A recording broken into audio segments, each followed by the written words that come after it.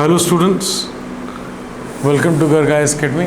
Today we'll be talking about the Hindu newspaper. उसको analyse करेंगे हम एंड आज का 4 जून का जो पेपर है उसके जो इम्पोर्टेंट जो न्यूज़ हैं एंड आर्टिकल्स हैं specially in relation with UPSC, है ना. इन आर्टिकल्स को डेफिनेटली जो भी मेरे एस्पेक्ट से जो मेरे व्यूज़ हैं मैं उसको आपके सामने रखूँगा and I will try to make it simple so that कि आपको वो चीज़ समझने में आसानी हो and plus all the more you get a birds eye view कि exactly what's happening when it comes to the. जैसे फर्स्ट आर्टिकल की बात करें तो first article is about the e waste. तो definitely currently and the upcoming future in both the times we have to look on the priority basis when it comes to the e-waste. Why? Because currently suppose we have mobiles, we have TV, we have many appliances at our homes जिसको कहीं ना कहीं हम जब जब वो ख़राब हो जाते हैं हम उसको डिस्कार्ड कर देते हैं तब उसका क्या होता है नो. तो व्हाट हैपन्स इज जब ये ख़राब हो जाते हैं डिस्कार्ड कर देते हैं इनको हम कहीं हटा देते हैं अपने घरों से, तो ये क्या होता है कहीं ना कहीं जैसे अगर मान लीजिए फॉर एग्जांपल कहीं डंप हो गया कहीं भी हो गया तो इससे भी बहुत से टाइप के जो है pollution and serious threat to the environment जो है वो होगा. एंड स्पेशली बहुत से केमिकल्स या बहुत से रिलीजेस तब होते हैं जब इन अप्लायंसेस में जो कुछ मेटल्स हैं जो यूज़ हैं उनका जब वाटर से कांटेक्ट हो रहा है तो कहीं ना कहीं ये जो डीके होता है उसमें बहुत सारी प्रॉब्लम्स जो हैं वो सामने आती है. And coming down to the very very important part of this aspect is the EV vehicles. जो ईवी व्हीकल जो है हम इस्तेमाल करने को ऑलरेडी हम स्टार्ट कर दिए हैं. Electric vehicle, EV vehicle is nothing but electric vehicle. आज के डेट में कोई भी कंपनी है, many companies in India are selling the EV vehicles. और कोई ना कोई अगर आप देखें हर महीने 2 महीने पे कोई ना कोई कंपनी जो है they are coming out with the EV vehicles जिनके पास नहीं है ऑप्शंस. तो what's happening in the market? It's nothing but we are trying to bang on our renewable resources rather than actually just staying on the fossil fuels. तो oils या जो भी vehicle से जो पोल्यूशन फैलता था उस चीज़ को हम कट डाउन करने के लिए what we are planning is we are coming down to the EV vehicles. लेकिन इसमें क्या दिक्कत है, इसमें जो लिथियम आयन बैटरी जो यूज़ होती है. अब लिथियम आयन बैटरी क्या है, इटसेल्फ में एक बहुत बड़ा प्रॉब्लम है. जब उस बैटरी को आप डिस्कार्ड कर दोगे तो do we have the major और the infra to deal with that? कहीं ना कहीं ये भी एक क्वेश्चन है. Plus definitely it's gonna take time to come to the ground level in all the places across our country कि जिसमें उस चीज़ को डील किया जाए इन अ वे कि वो एक तरफ हम ईवी व्हीकल को यूज़ करके अपने पॉल्यूशन को कम कर रहे हैं and it should not happen vice versa when it comes to the batteries and specially those batteries जिसको हम डिस्कार्ड कर दे रहे हैं जब वो बैटरीज यूसेज में नहीं या में भी ख़राब हो जाते हैं. तो इसके लिए कहीं ना कहीं प्लस जो हमारे जो प्रोड्यूसर्स हैं जो इलेक्ट्रॉनिक अप्लायंसेस बना रहे हैं, मोबाइल्स हैं, लैपटॉप्स हैं, ये सारी चीज़ें, तो उनके लिए भी कहीं ना कहीं एक बहुत इम्पॉर्टेंट एस्पेक्ट है. That is why we are thinking for the extended producer responsibility. उसमें क्या है कि जो मैन्युफैक्चरर्स हैं वो कहीं ना कहीं जो ई वेस्ट हैं उनका परसेंटेज जो पहले लो था उसको स्केल अप किया गया है. That will see in this. तो उसको कहीं ना कहीं जो अपना जो कार्बन फुटप्रिंट है उसके अराउंड जो है चीज़ें यहाँ घूम रही हैं and definitely we have to opt for a solution जिसमें we can have a greener world. जैसे किसी भी पॉसिबिलिटीज़ का कोई भी प्रोज एंड कॉन्स है. ईवी के वजह से डेफिनेटली जो हमारा जो ऑयल डिपेंडेंसी है या जो पॉल्यूशन है बिकॉज ऑफ दोज थिंग्स तो वो बहुत रिड्यूस करेगा. But we even have to have the solution for the lithium ion battery जो कि ईवी व्हीकल में यूज़ होंगी. अब coming specifically to this article, इसमें ये मैंने एक ओवरऑल चीज़ें आपको बताएं. Many things are already given in this article and few things I have interconnected with this topic so that कि because definitely आपके एग्जाम में इसी टॉपिक से तो पूछेगा नहीं. You have to interconnect it in that way कि essays में, आंसर राइटिंग में, या इनफैक्ट एक कॉन्सेप्ट की क्लियरिटी में, because you know that helps. Concept clarity होगी तो हम उससे डायरेक्टली या इनडायरेक्टली कोई क्वेश्चन आता है किसी भी स्टेज में हमारे यूपीएससी के या स्टेट पीएससी को, तो हम उसको ईजिली आंसर कर सकते हैं. So coming to the topic, over the next 5 years यहाँ पे एक पर्टिकुलर कंपनी की बात हो रही है जो कि इस आर्टिकल में है, अटेरो रिसाइकलिंग, है ना. इसमें क्या है, one of the India's largest electronic waste management company, एक कंपनी है अटेरो रिसाइकलिंग जिसकी बात हो रही है कि वो इंडिया की one of the largest electronic waste management company है. They are planning, that company is planning to invest $1 billion in expanding their electronic waste recycling facility. That company is planning to invest $1 billion, है ना, and more than 70% of it setting up its operations. जो $1 billion है इसमें लगभग 70% जो amount है which they want to invest, that amount will be invested in the Europe, the US and the Indonesia for recycling the lithium ion batteries. Because definitely electric vehicle is the future, है ना. We have always seen and कहीं ना कहीं हमारे mindset में भी ये चीज़ें हैं कि over the time maybe down like 5 years or so, एक कहीं ना कहीं जो आज पेट्रोल एंड डीजल की जो गाड़ियाँ दिख रही हैं कहीं ना कहीं may be and mostly I think so it will be swiped by the electric vehicle. And जब इलेक्ट्रिक व्हीकल की बात करें तो जैसे मैंने पहले अभी बताया, लिथियम आयन बैटरी का कहीं ना कहीं उसका जो रिसाइकलिंग है उस चीज़ को हमको जो है बहुत ज़्यादा स्केल अप करना पड़ेगा, बिकॉज वो कहीं ना कहीं एक बहुत बड़ा हज़ार्ड हो जाएगा हमारे एनवायरनमेंट के लिए. The last month we'll talk about something that environment ministry, है ना. एनवायरमेंट मिनिस्ट्री ने क्या किया है, एक ड्राफ्ट किया है, एक सेट ऑफ रूल्स, है ना, जिसमें हम इंसेंटिवाइज करेंगे इलेक्ट्रॉनिक वेस्ट रिसाइकलर को. इंसेंटिवाइज मतलब क्या, इंसेंटिवाइज इज समथिंग कि अगर आप ये काम करोगे तो आपको ये फायदा होगा in the terms, in monetary terms है या नॉन मॉनेटरी टर्म्स है. बट हियर डेफिनेटली एक इंटेंसिवाइजिंग मीन्स कहीं ना कहीं उस कंपनी को जो इस चीज़ को फॉलो करेगी उसको बेनिफिट जो है वो ट्रांसफर किया जाएगा. एंड स्पेशली जो इलेक्ट्रॉनिक वेस्ट रिसाइकलर्स की यहाँ बात हो रही है, the crucial difference from the 2016 rules and the generation of EPR. EPR क्या है, EPR certificate is nothing but extended producer responsibility certificate, जिसकी हम पहले ही बात किए थे कि जो भी प्रोड्यूसर्स हैं, जो अप्लायंसेस हैं, जो बना रहे हैं, जो सेल कर रहे हैं, जो EV कार्स बना रहे हैं, जो सेल कर रहे हैं, उनके लिए कहीं ना कहीं ये जो सर्टिफिकेट है ये बहुत ज़्यादा मैंडेटरी है. और जिसका परसेंटेज पहले कम होता था, यू नो, उसको कहीं ना कहीं इंक्रीज कर रहे हैं up to 70%. When it comes down to 23-25 तक जो है वो उतना स्केल अप हो जाएगा कि अगर आप 100 बना रहे हो तो 70 जो है रिसाइकिल कर रहे हो, है ना. तो उसमें क्या है, जो एनवायरमेंटल इम्पैक्ट है वो कहीं ना कहीं हम उस चीज़ को कंट्रोल कर पाएंगे in a better way. The latest e-waste rules are yet to become law, है ना.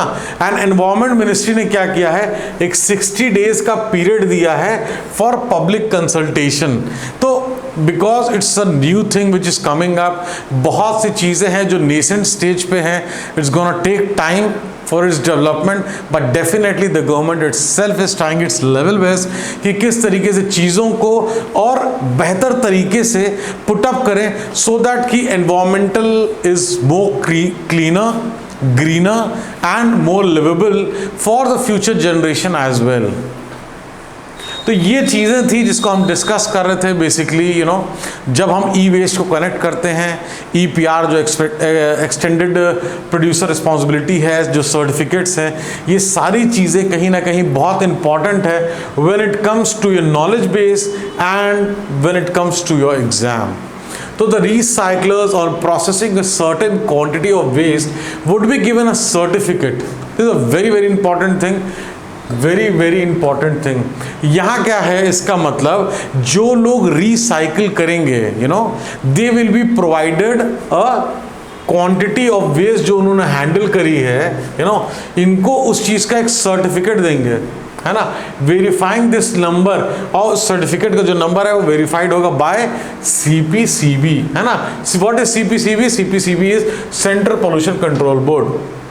तो ये जो बोर्ड है वो जो नंबर इशू करना है, उससे क्या है कि एग्जैक्टली कितना वेस्ट हैंडल हुआ भी कि नहीं हुआ, किस प्रोसेस से उस चीज़ों को हैंडल किया गया इफेक्टिवली, ये सारी चीज़ें कहीं ना कहीं डाउन द लाइन और ज़्यादा क्लियर होती दिख रही हैं इन सब चीज़ों के आने से, है ना. Electronic goods companies can buy these certificates online from the CPCB to meet their annual targets. अब देखिए एक चीज़ और है, अगर अभी हम बात करें, वी टॉकिंग अबाउट कि डाउन द लाइन वो अराउंड 70% तक आपको रिसाइकिल करना होगा. Suppose if a company is unable to recycle it, तो डेफिनेटली कहीं ना कहीं उनको ये जो सर्टिफिकेट्स हैं ये बाय कर सकते हैं. From where they can buy it from the CPCB to meet their annual targets, because they will be given the annual targets कि अगर 100 है तो 70 है, इस तरीके से जो टारगेट्स हैं वो उनको दिए जाएंगे and they will have to complete those things. And recyclers, है ना, रिसाइक्लर्स, हुज रिसाइक्लर्स, जो भी लोग जो लिथियम आयन बैटरी की बात कर रहे हैं, किसी इलेक्ट्रिकल अप्लायंसेस की बात कर रहे हैं, उसको रिसाइकिल कर रहे हैं, उससे मेटल्स निकाल रहे हैं, उससे जो प्लास्टिक है उसको प्लास्टिक को रिसाइकिल कर रहे हैं. So that means like, because बहुत सारे मेटल्स होते हैं अलग अलग टाइप्स के जो कि कहीं ना कहीं उसमें प्रेजेंट रहते हैं, तो उससे उन सारी चीज़ों को सेग्रीगेट करने का काम किसका है? रिसाइक्लर्स का है. And recyclers can directly contact with, इन्होंने एक कॉन्ट्रैक्ट भी कर सकते हैं किसके साथ? कंपनी, जो मैन्युफैक्चरिंग कंपनी है उसके साथ, कि वो जो एक क्वांटिटी निर्धारित कर देंगे वेस्ट की, कि उतना वेस्ट वो जो है रिसाइकिल करेंगे, एंड उसके अगेंस्ट में सर्टिफिकेट जो जनरेट होगा, जो कि CPCB जो है उस सर्टिफिकेट को जनरेट करेगी.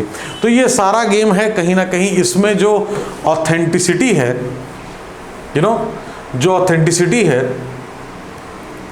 वो जो है डेफिनेटली इंक्रीज करेगी, एंड उस ऑथेंटिसिटी को हमारे फ्यूचर के लिए जो है बहुत ज़्यादा बेनिफिशियल होगा, because that is something, because without check definitely it becomes very impossible to do something.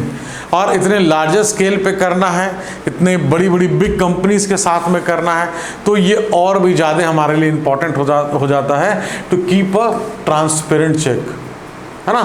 एक ट्रांसपेरेंट चेक की जो है बहुत आवश्यकता है, जो कि यहाँ पे होता दिख रहा है. अब एक आर्टिकल है आज के हिंदू में, जो कि अकॉर्डिंग टू द आर्टिकल ही मैं डिस्कस करूँगा, कि जो आर्टिकल में दिया है उसी की मैं बात कर रहा हूँ. यहाँ पे बेसिकली हम जो वुमेन एम्पावरमेंट की बात करते हैं, वुमेन एजुकेशन की बात करते हैं, womens are coming up with their leading roles in the society, इन चीज़ों की बात करते हैं. लेकिन ये आर्टिकल जो है ये basically articles it's morally talking about the state Tamil Nadu का, है ना. और इसमें इस आर्टिकल में दिया हुआ है कि किस तरीके से विमेन आर कहीं ना कहीं उनके साथ जो भी दिक्कतें वो फेस कर रहे हैं, है ना, तो वो क्या बोलते हैं, इसलिए नहीं है. बेसिकली यहाँ पे लिखा है, women gets shouted at and abused by her husband before many people. ये एक मूवी की यहाँ बात हो रही है, तमिल फिल्म है जो Iraivi if I am pronouncing it right, in 2016 ये मूवी आई थी, तो उसका सीन के बारे में यहाँ बात हो रही है, जो ओपनिंग स्टेटमेंट है इस आर्टिकल का। And basically they are trying to demonstrate that in state like Tamil Nadu, where definitely when it comes to the education part, education is ramping up, but when it comes to the women's right, and चाहे वो अपना marriage partner choose करने में हो या education के उसमें हो, तो उसमें कहीं ना कहीं एक रिफ्ट दिख रहा है, उसमें कहीं ना कहीं एक एक फ्रिक्शन दिख रहा है, उसमें कहीं ना कहीं एक जो कंजीनियल एटमॉस्फेयर होना चाहिए वो चीज़ यहाँ नहीं दिख रही है ना। उसमें कुछ डेटा की भी हम बात करेंगे जो इस आर्टिकल में मेंशन्ड है। और कमिंग टू इट कि data from the recent national family health survey, very very important, national family health survey of 1920 का, उसमें क्या रिपोर्ट है? उसकी रिपोर्ट ये है कि 44.7% of the married women in Tamil Nadu have experience physical and sexual violence in their homes. So इसका मतलब है कि 100 में से 44.7% of married women in Tamil Nadu have experience some और the other kind of physical और sexual violence in their homes. Tamil Nadu ranks second in India when it comes to domestic violence against women. फिर यहाँ पे national family health survey का report है, वो ऐसा बोलता है कि more than 2/3 of married women in Tamil Nadu are said to be afraid of their husband due to spousal violence. So here when we talk about a congenial relationship, यहाँ पे definitely what we can see is, according to this report, that there is a rift, है ना, and there is something which is not very in a comfortable position, because it's a very large number when we talk about the 44.7% of the women, यहाँ पे 2/3 women's की बात हो रही है, तो एक बहुत बड़ा मेजर चंक है जो कि एक अनकंफर्टेबल पोजीशन पे है, and definitely education is not a task, because यहाँ पे इस आर्टिकल में मेंशन्ड है कि जो कहीं ना कहीं एजुकेशन इसलिए भी उनको प्रोवाइड किया जा रहा है कि वो जो एक मैरिजेबल या जो मैरिज कंटेक्स्ट में जो है उन चीज़ों को वो नहीं चाहते हैं कि कहीं से डिप्राइव फील करें। वो चाहते हैं कि जो भी चीज़ें हैं एटलीस्ट एजुकेशन पार्ट से हो, लेकिन एजुकेशन में रहते हुए, एजुकेटेड होते हुए, डिग्रीज लेते हुए, चाहे वो इंजीनियरिंग की हो या और किसी चीज़ की हो, प्लस जॉब में होते हुए, अच्छी जॉब में होने के बाद भी they are not able to cope up with those things and they are almost quiet when it comes to the violence, according to this article. Further, 79.8% of women in the state felt that it is acceptable for husband to beat their wives. आप समझिए 79.8%, can you actually believe that?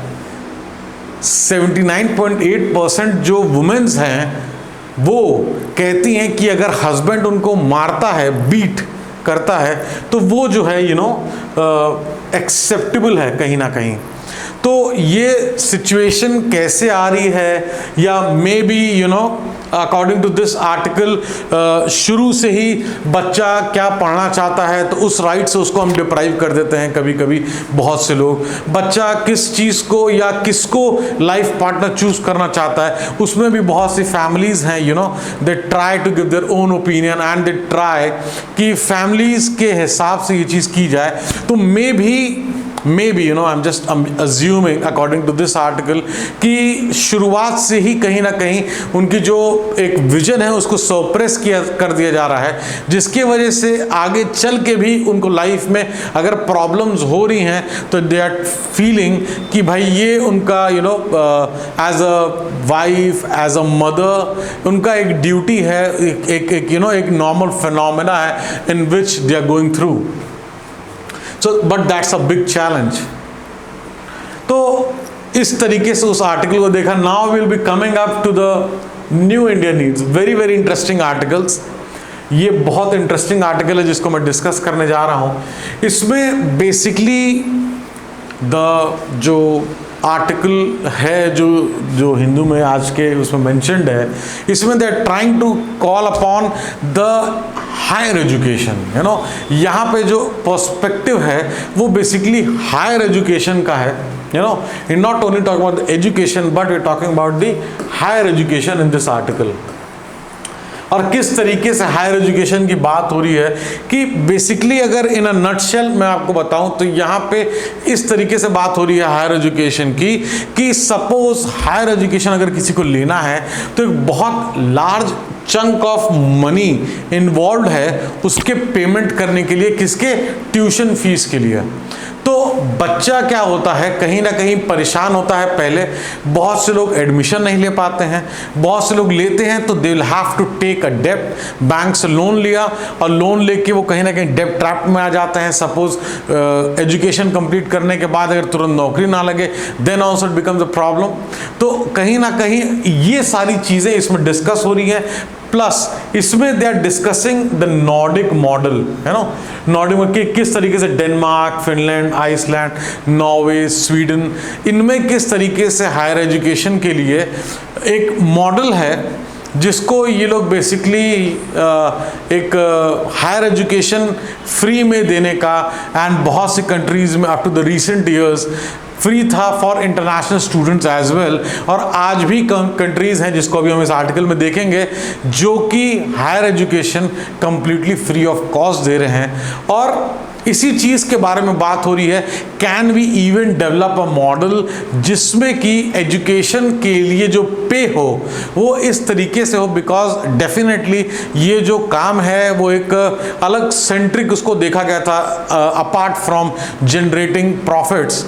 तो ये जो काम है इसको ऐसे देखा जा रहा है कि maybe you know with some help of philanthropy and certain you know alumni से जो कि ऑलरेडी रिस्पेक्टेड कंपनीज में या अच्छी जॉब्स में है उनसे हेल्प लेके, with help of some societal जो कुछ ऑर्गेनाइजेशंस हैं उसकी मदद से ट्यूशन फीस को कवर किया जा सके। एंड बच्चों को पढ़ाई करके सिर्फ इसलिए डिग्री लेनी है कि उनको कल के डेट में काम करना है और पैसे कमाने हैं ताकि वो अपने ट्यूशन फीस का रीपेमेंट कर सके, rather than actually expanding their perspective of actually studying।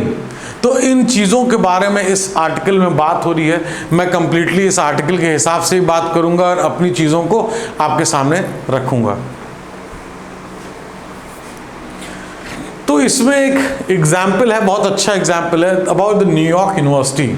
तो न्यूयॉर्क यूनिवर्सिटी डेफिनेटली उसमें जो ग्रॉसमैन स्कूल ऑफ मेडिसिन है जो कि NYU का, न्यूयॉर्क यूनिवर्सिटी का है, तो ग्रॉसमैन स्कूल ऑफ मेडिसिन का यहाँ एग्जाम्पल है of how in 21-22 academic year जो ट्यूशन फीस थी, है ना, जितने भी उसके स्टूडेंट्स थे किसके लिए? MD प्रोग्राम के लिए। MD प्रोग्राम जो MBBS के बाद अगर इंडिया में बात करें तो MBBS के बाद MD होता है, इसी तरीके से वहाँ पे भी जो MD प्रोग्राम है regardless of the financial need, चाहे वो स्टूडेंट्स ऑलरेडी केपेबल हैं अपनी फीस पे करने के लिए या नहीं हैं, न्यूयॉर्क यूनिवर्सिटी के ग्रॉसमैन स्कूल ऑफ मेडिसिन ने 2021 एंड 22 में एकेडमिक ईयर में इन लोगों ने किसी भी फाइनेंशियल नीड का स्टूडेंट हो उसको completely you know waive off कर दिया था। उसको जो है it will pay the tuition fees for all its students admitted in MD programme regardless of the financial need. They were becoming the first major American medical school to do so. बहुत बड़ा step है। Nordic में हम already बहुत short में अभी discuss किए, जिसको अभी हम लोग एलैबोरेटिव वे में देखेंगे। अमेरिकन स्कूल का न्यूयॉर्क यूनिवर्सिटी का एक बहुत अच्छा एंड शानदार स्टेप है जो यहाँ दिखाई दे रहा है, and a message to the world. In India to the burden of tuition fees in professional courses is becoming unbearable, जिसकी अभी हम बात कर रहे थे कि अगर हम बात करें अपने एजुकेशन स्तर की, जो हायर स्टडीज़ की, डेफिनेटली अगर वो इम्प्रूव कर रहा है तो उसके साथ साथ फीस, जो ट्यूशन फीस है वो भी बहुत ज़्यादा इंक्रीज कर रही है, जो कि यहाँ पे बोला जा रहा है इस आर्टिकल में कि अनबेरेबल हो रही है for the most of the students are opting for it. Besides, it's causing a serious concern of reducing the quality professional, because कहीं ना कहीं उनके ब्रेन में ये होता है कि किसी भी तरीके से जल्दी करना है, जल्दी पढ़ना है, प्लस उससे जो है इस डिग्री से जो मैं आज परस्यू कर रहा हूँ उससे मुझे पैसे कमाने हैं। तो कहीं ना कहीं एक बर्डन जो है जो क्रिएट हो जा रहा है हमारे माइंड में, जिसकी वजह से हमारी जो क्वालिटी है इन द प्रोफेशनलिज्म वो जो है कहीं ना कहीं हैम्पर होती दिख रही है। A commodity rather than the noble service। तो जो हायर एजुकेशन की यहाँ बात हो रही है कि वो बेसिकली जो एक नोबल सर्विस हुआ करता था, now it is becoming more of a commodity, the Nordic countries, finally जिसके लिए हम बात कर रहे थे, तो द नॉर्डिक कंट्रीज का एग्जाम्पल आया और इसको हम देखते हैं। द नॉर्डिक कंट्रीज, पहले तो हम जाने नॉर्डिक कंट्रीज कौन कौन सी है। It is Denmark, Finland, Iceland, Norway and Sweden. इन्होंने क्या किया है, कौन सा स्टेप लिया है जिसकी वजह से इस आर्टिकल में इनका मेंशन्ड है। इन्होंने स्टेप लिया है, they are providing free higher education. Can you believe, ये कंप्लीटली फ्री हायर एजुकेशन की बात कर रहे हैं to their people and overseas students, अपने सिटीजन्स को भी प्लस जो बाहर से आने वाले स्टूडेंट्स को भी were able to study for free until recently. कुछ कंट्री में कुछ चेंजेस अभी करे हैं 2006-2011 में, उसको भी अभी हम देखेंगे, but most of them until recently कहीं ना कहीं वो फ्री एजुकेशन ओवरसीज दे रहे थे, प्लस अपने सिटीजन्स को भी। Sweden followed suit in two. अब Denmark tuition fees introduce for international students. Denmark में इंटरनेशनल स्टूडेंट्स के लिए फीस जो है लगाई, बेसिकली जो भी लोग यूरोपियन यूनियन से या यूरोपियन इकोनॉमिक एरिया के बाहर से जो स्टूडेंट्स आ रहे थे, 2006 के बाद से डेनमार्क स्टार्टेड चार्जिंग देम, उनकी जो ट्यूशन फीस थी। स्वीडन ने सेम चीज़ 2011 में स्टार्ट करी, बट अभी भी Finland, Norway, Iceland and Germany, ये 4 कंट्री हैं जो कि अपने स्टूडेंट्स या इंटरनेशनल स्टूडेंट्स से पैसे charge, tuition fees, higher education के लिए चार्ज नहीं कर रहे हैं for the international student tuition fee. This ensures that student receive quality education, जिसकी हम बात कर रहे थे कि जब बर्डन नहीं होगा कि हमको ये प्राइस पे करना है फॉर माय एजुकेशन, किस तरीके से लोन चुकाना है, किस तरीके से मुझे नौकरी ढूंढनी है अपने पढ़ाई के बाद, सो दैट कि जल्दी से जल्दी मैं चीज़ों को पे कर पाऊँ। और फैमिली के लिए भी एक बहुत बड़ा बेनिफिशियल स्टेप है, उनके पीस ऑफ माइंड के लिए भी बहुत ज़रूरी है ये स्टेप। और इसमें जो हमारा डिज़ायर है, रादर देन परसुइंग एक कहीं ना कहीं जो हमारा रीपेमेंट की जो चीज़ें जो हम बात कर रहे थे और जो स्टूडेंट डेप्ट की बात कर रहे थे, स्टूडेंट जो है लोन के शैकल्स में कहीं ना कहीं वो एडजस्ट हो जा रहा है, इसके वजह से उसकी जो परफॉर्मेंस है ये जो है हैम्पर होगी। और all Nordic countries have strong legacy of equality, because can we think of, यहाँ सिर्फ अपने ही स्टूडेंट्स के लिए नहीं बल्कि ओवरसीज स्टूडेंट्स के लिए भी अंटिल रिसेंटली बहुत सारी कंट्रीज, जो नॉर्डिक कंट्रीज की हम बात कर रहे थे या ईयू में कुछ कंट्रीज की बात कर रहे थे, दे वर प्रोवाइडिंग इट फॉर फ्री। और अभी भी कई कंट्रीज हैं जो कि फ्री प्रोवाइड कर रहे हैं एजुकेशन, जबकि definitely it's not an easy task.